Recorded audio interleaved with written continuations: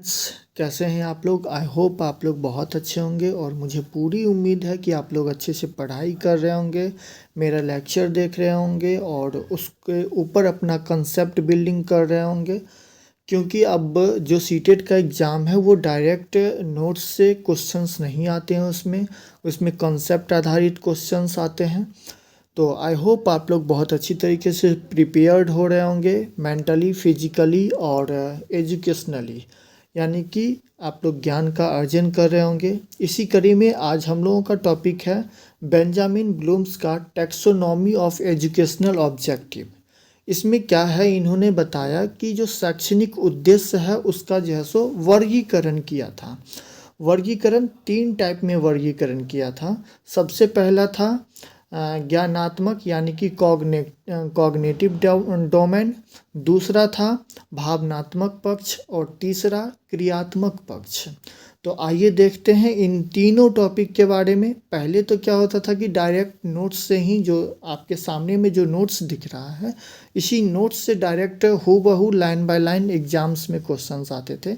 But अब concept पे है तो अब हम लोग इसके ऊपर कंसेप्ट बिल्डिंग करेंगे, है ना।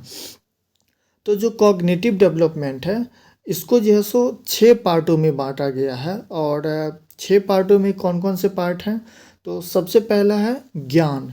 यानी कि ज्ञान से हम लोग ये कह सकते हैं कि जो बच्चा पढ़ रहा है, जैसे आप लोग अभी पढ़ रहे हैं, तो मेरे द्वारा जो पढ़ाया जा रहा है उस चीज़ को आप लोग पढ़ रहे हैं और आप लोग जो है सो अपने आप में अपने आप को डेवलप्ड कर रहे हैं और अपने ज्ञान को विकसित कर रहे हैं। दूसरा क्या है, कंप्रीहेंशन यानी कि बोध। जैसे कि अभी मैं जो आप लोगों को पढ़ा रहा हूँ उसके ऊपर आप लोग जो है सो समझ डेवलप्ड कर रहे हैं, यानी कि अपना जो है सो जो समझ आधारित है उसको विकसित कर रहे हैं। ऐसा नहीं है कि आप लोग लेक्चर खोल करके छोड़ दिए, ऐसे ही लेक्चर चल रहा है, टाइम पास हो गया। तो आप सिर्फ फॉर्मेलिटी के लिए नहीं पढ़ रहे हैं बल्कि ज्ञान अर्जन कर रहे हैं और उसके ऊपर तर्क वितर्क कर रहे हैं, उसके ऊपर अपना समझ आधारित कर रहे हैं।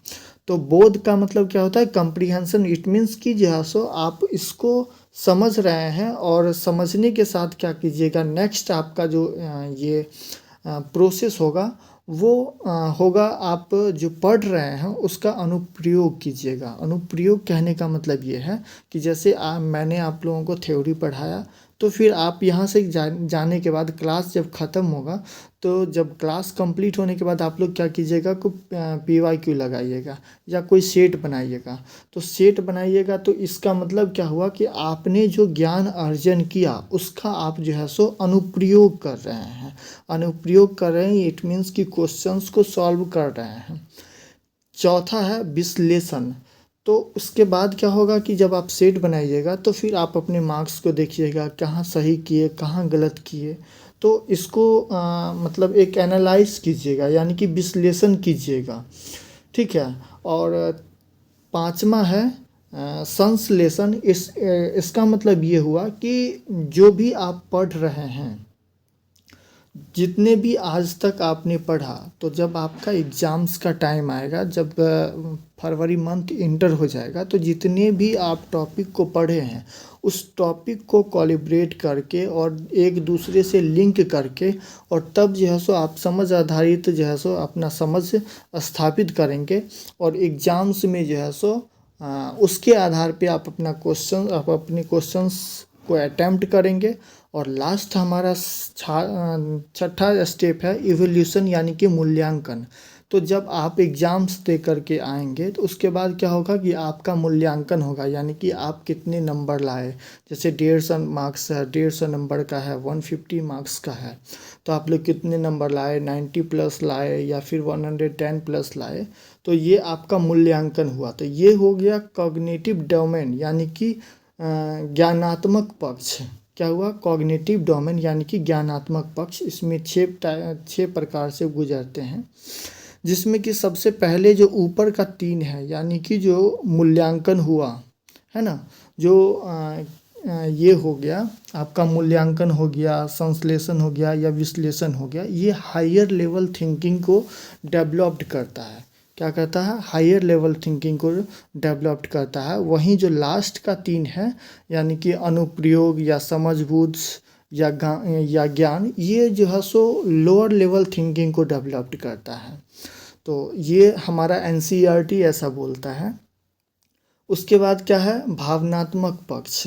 भावनात्मक पक्ष यानी कि अफेक्टिव डोमेन।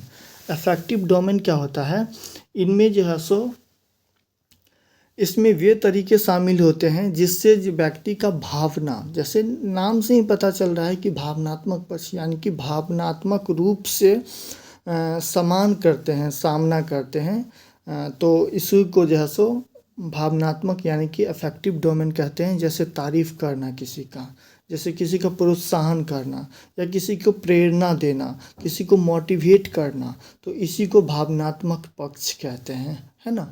और तीसरा जो है सो ये है टॉपिक है क्रियात्मक पक्ष। इसमें क्या होता है कि क्रियात्मक यानी कि शारीरिक जो है सो मूवमेंट होना, शरीर का हलचल होना या मोटर स्किल्स होना, इस क्षेत्र में जो है सो शामिल डोमेन को क्या कहते हैं, क्रियात्मक पक्ष कहते हैं। तो आई होप आप लोग जो है सो इस थ्योरी को समझे होंगे और इस थ्योरी को समझ करके और अपने अंदर कॉन्सेप्ट बिल्डिंग किए होंगे।